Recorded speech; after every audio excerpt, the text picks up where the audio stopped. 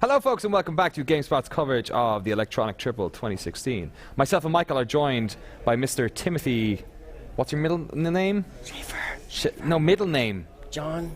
Timothy J. Schafer, the president. I've never been introduced with my middle name before. There you go. Now great. Everyone knows, and now they're going to steal your identity. Why don't you just give out my social? I know. Yeah. We can tell you where you live as well. You guys are on the same bus route, right? Mm-hmm. Be careful. We found out. Yeah, we ran. good to have you here, as Thanks ever. for having me on your lovely couch. A pleasure. With your candy. I know. Do you want one of our Airheads? Grab Airheads? it as I leave. You can. This all. whole set is actually sponsored by Airheads. Would you like one? You're welcome for letting you. Yeah, thank you so much. It's up. great. We don't even need to do our plugs. Tim Schafer will come on and do it for you. Big Airhead, yeah. How's Series 3 going so far? It's great. It's great. It's awesome. We're showing like a bunch of stuff, like 4 different things at least, but also seen a lot of cool games, and press conferences were exciting, and yeah, it's a lot of fun. What have you got to play yourself walking around? I'm playing, there's a, you know the game Bound has a VR version of Bound in the VR section of the Sony booth. I always like to see Below. It's come a long way. Yes, we have Nathan on tomorrow, I think, to talk about it. Inside, and if I could come up with a third prepositional phrase, right? But next to. Okay. Yeah, next to is pretty good, but no, really. Been waiting a long time for it to play Inside, and I'm excited about that. Yeah, pretty soon. But we are not here to talk about Inside. We're here to talk about Psychonauts in the Rhombus of Ruin, your virtual reality experiment. You guys have always been doing this, been like messing with the tech. You made some of the most like interesting games on Kinect. Yeah. What's it like been working in virtual reality? Yeah, we do like to try out new stuff, and virtual reality is it's kind of natural for us because we always like to make worlds and then pull you in it and make you want to feel like you're in a space that's transformative, like you're teleported to a different world, and VR just plops you right into that. And it's kind of intense because you you know you can tell that it looks nice when you look at the film, but until you put on the goggles and you're in the world. Like right now, all those different figments you're seeing, you recognize from the first game. I figure they're all at different depths, so it really feels like you're in this 3D space all around you, full of mental figments. Right, doesn't sort of come across a lot of this stuff on the screens. So for folks who have played Psychonauts, are you playing as Raz? Either way, it works. Yeah. Yeah. Like, what does this do? Is this filling in between 1 and 2? Is that what's happening here? It tells the mission of the rescue of Truman Zanotto, which is he's the grand head of the Psychonauts and the father of your girlfriend. And if you played the first game, or if you haven't, it still works. But you ended the first game becoming a Psychonaut, saving the day, and then you hear about Truman getting kidnapped, and you all jump into a jet and fly off to save him. And that's it. Cut. Roll credits. And this game picks up right after that. Now you're in the jet, and you're trying to find Truman Zanotto and rescue him. But first you have a little tutorial where you get to relearn some of your psychic abilities, but now in a virtual space. You guys throughout the years have had to go back to the sort of, you've done remasters of some of your older games and had to like take these characters that looked a certain way at a certain era and update them. I mean, the same thing is happening here. We have these crazy super detailed 3D versions of characters from the old Psychonauts game. What's what they look like in my head the whole time, and now they look more like that. Finally realized in luscious 3D. This is our first game in Unreal 4, so we use all the bells and whistles of that engine, and it's also kind of a warming up of that world, the Psychonauts world, which was shipped 10 years ago. Right. So we got to call up all the actors, and some of them had retired, and we're like, hey, come back and do this game, and kind of hoping their voices were still there, and it sounded great. It sounded amazing. So all these characters, Sasha, Mia, and Lily, and the coach are all there, and it was fun to be back in the studio recording with them. And a great way to get ready for Psychonauts 2 as well. So what's the moment-to-moment action of the Rhombus of Ruin? Like, what are you doing? What type of VR game experience are we talking about here? It is kind of an adventure game, kind of a puzzling game. We're not platforming. We really wanted you to be comfortable, which means we're pretty conservative with our motion, where you're mostly in a chair, but you're psychic. So it's a perfect fit for VR. Like I could levitate that bowl of Airhead brand candy, and I could burn it, which you would never do. No, never. Fine confection. No, you can use your psychic abilities to move objects with your brain, telekinesis, rotate, like look at them and then throw them away, or burn them, or put them in the right place to solve a puzzle. But then you also use Clairvoyance, which allows you to is it like I timed that? See, I looked over, Right, it said yeah. Clairvoyance on the Clairvoyance. screen, and you can, which means you can see the world through someone else's eyes. So I could jump into your head and see myself, like looking back at myself, and I can look over there and see someone on the camera, and I can jump into their head, and I can look out the window and see someone jump there. And so that's how we can navigate the world. Instead of just teleporting to a spot on the floor, you're going to another brain, which means you're also seeing how that person sees the world, and that can be sometimes slightly different too. Right, yeah. Did this stuff get, was this at all connected to the FIG funding of Psychonauts 2, or is this like a separate sort of thing? Rhombus of Ruin is funded by Sony, our pals at Okay, Sony, cool. and that's it's on the PlayStation VR. And Psychonauts 2 is funded by our crowdfunding campaign on FIG. Yeah, Was that called a FIG because of the FIG? I think I that heard- was part of the idea there. The hotel, okay. Yeah, That was. yeah. I heard somebody mention that to me a couple of days ago, and I was like, oh yeah, that makes sense. Although hopefully your fate will be. Is the FIG getting torn down, or is it getting Well, redone? because they took the name away, now they can't operate it, so that's why it closed down. Right. No, that's not true. It's getting remodeled. Remodeled. Okay. Made more beautiful and luscious, just like Psychonauts. There you go. Yeah, yeah. So how long is this experience? I kind of want to hold off until we finish it and time it out, but Right. This is just an introductory area. It's kind of small and confined. The other areas are bigger, and there's more of them, and you're solving actual puzzles. It's not just like a demo or like a room that you play with. It's a real story and adventure, and has a narrative. You go into a mental world in the whole game, just like you do in Psychonauts, and so it's a real full-on game, as I say. Do they? Yeah, they all say it's a full-on game. Why am I talking like that? I don't know. I don't know. I'm Mike. still just jovial. Have you played Rhombus of Ruin? You No, played a I've lot of VR games this week. Why have you not played it? Someone else could have signed it. I didn't make my way over there. I don't have an excuse. I'll play it. I've got a couple days left. We had a bunch Sorry, he put you on the spot like that. That's awkward. I could have lied and said I did play it. Yeah, I played the part where you're in the jet and you're looking around, and then you see like a squirrel on the roof. Yep, that's a squirrel. Summer camp.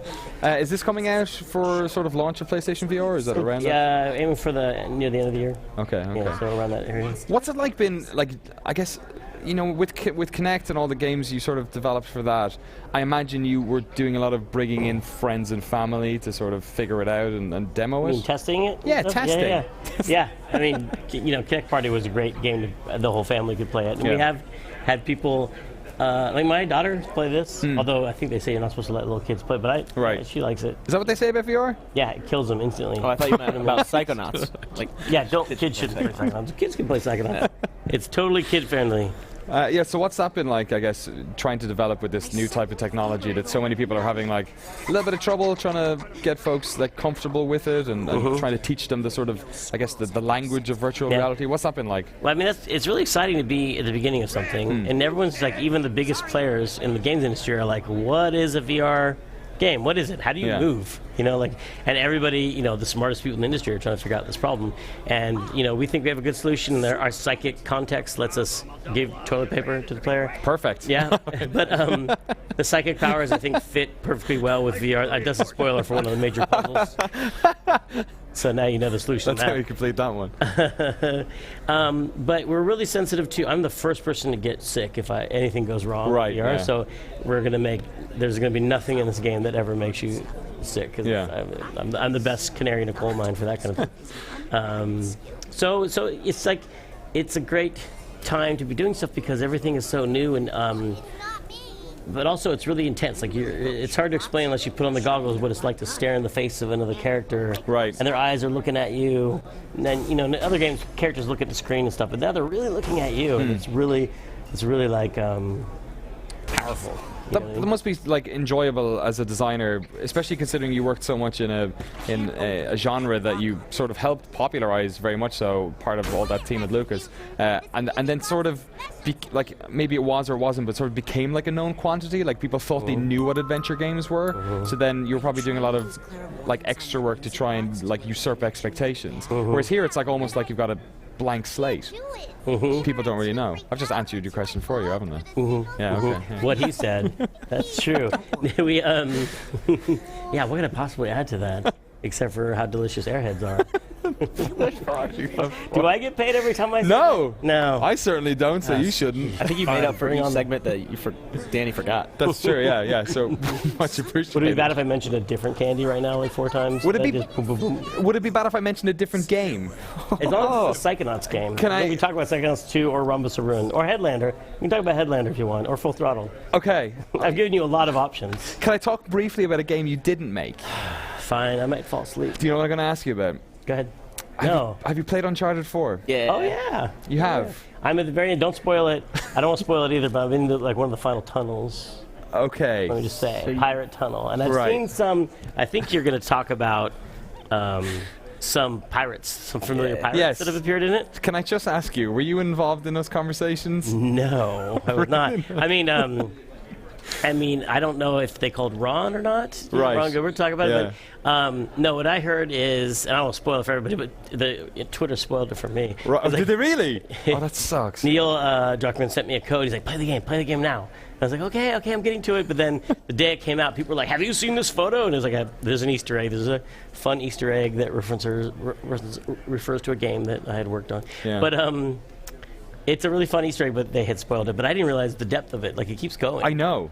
In fact, there are some other references to, like, that's the second biggest X I have ever seen, which is almost the like... sigil with the monkey. And there are always references that are fun. And he was like, we're just going to sneak it in. And then, like, no, you have to ask for permission. And then they got actual permission. I'm like, Really? how did you... Like, that's... From That's who? amazing. Who I feel like I'm scared of saying these names because they'll appear behind us. But Right. the powers that be.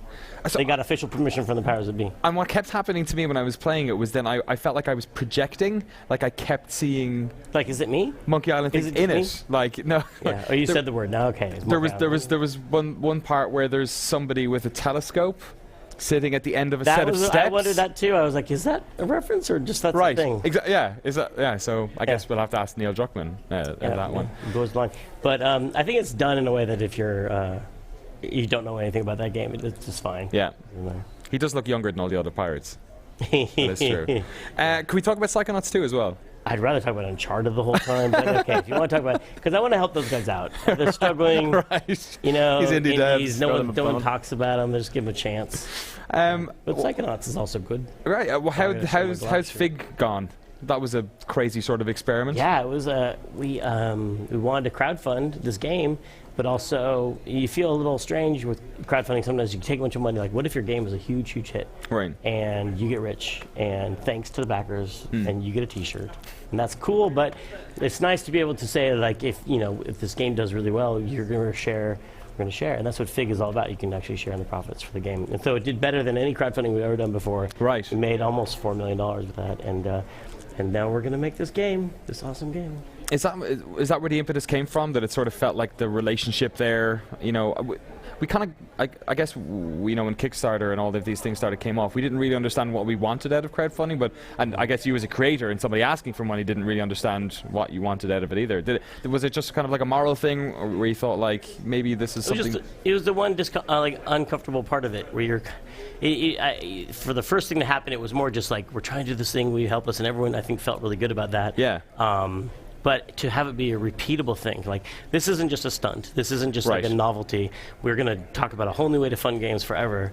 Then it has to be more, not just about goodwill, but also about, like, fairness. And you can't just go, oh, shucks, we need help again, over and over again, and then just keep keeping all that money. And you have to say, like, this is the deal. If you help us, you get to share in the profits. And it's fair and repeatable. And I think it's just a whole new way for games to get funded in the future. And how's work on Psychonauts 2 coming along? Awesome. We have Zach McClendon as our lead designer, the lead designer on Bioshock 2, and really smart, taking a really deep look at all the mechanics in the first game, because the first game was, it had a crazy story and crazy inventive, like, things that happen, all these mental worlds you never know what's going to happen in the game, and we really want to go and look at all the collectibles and all the psychic powers and really tune them to be just amazing in the second game, and also, like, bring back some of the old psychic powers that people like, but also add some new ones and new twists to it. Is there a pressure to make this for a new crowd as well? Like Psychonauts always seemed like one of those franchises that had like an incredibly passionate sort of group of people who played it. But I'm guessing you shifted around to people, publishers, and they weren't maybe as confident that they would have that like mass appeal. I think, something happened to third-person, stylistic, brightly colored, humorous platformers. There was like a period where there was a million of them. Yeah, like Giant Citizen, Kabuto, and like Psychonauts was in there. Yeah. With Ratchet and Jack and right, all those games, and then it seemed like people were like, kids want something edgier, darker, more brutal, and there are a lot of, and they did. They're like, let's see where we can take games and how gritty and dark we can make them. And I feel like we hit that. I feel like we've definitely made games that are as brutal and gritty as people want, I think. And now they're like, okay, now I'd like to have some brightly colored shoes and be a happy character. Like I think there's room to go back to games that are funny and games that have a stylized art and aren't all just brown and bloody and tone down the neck stabs a little bit. Yeah, and I mean, clearly it's working because... What'd you say? 50% as much neck stabs as... Yeah, I mean, Dishonored's doing quite a lot of them. Yeah, I mean, they've got the corner market on neck stabbing, I think, right now. Psychonauts 2 is a competitor, though? Psychic neck stabs. Okay. Yeah, you go into people's minds maybe through the neck a couple times. Right, yeah. Get them to do it to themselves. Yeah. Oh, that's so, right? so gross. Here's an idea for you. Yeah, so wait, how do we get started on all of the neck stabs? Anyway, I think people are underserved in that area. I think people would like to have an option. Like you see with like Banjo-Kazooie, spiritual successor. Yeah. Yeah, Ukulele, we'll have them on the show tomorrow. Ukulele. Yeah. Great to have you on. Rhombus of Ruin out later this year. Yeah. And what about Psychonauts 2? Psychonauts 2, we'll just look for updates. We just put out a Fig update showing some progress. Check your inbox. Yeah. Check your bulletin board. What about Headlander? When do we see that? Headlander is coming. Have we announced the actual date? Very soon. Very, very soon. Okay. I think I'm not allowed to say the date because of weird things. But it's very soon, and it's awesome. Headlander. Final question. What's your favorite candy? I don't want to get you guys in trouble, but I've always enjoyed Abba Zaba. Okay, 4 was enough. Tim Schafer, pleasure as ever to hang out with you. Best of luck. We look forward to seeing more of Psychonauts over the next coming months. Thank you so much for watching, everyone, on our live stream. We have one more. We were going to have a little chinwag about, sorry, Mike, I know it's your favorite phrase, about one of our favorite games here at E3 2016, but actually we managed to get the God of War folks to come in and talk about that. So stick around. We'll be back in just a second with God of War. Psychonauts.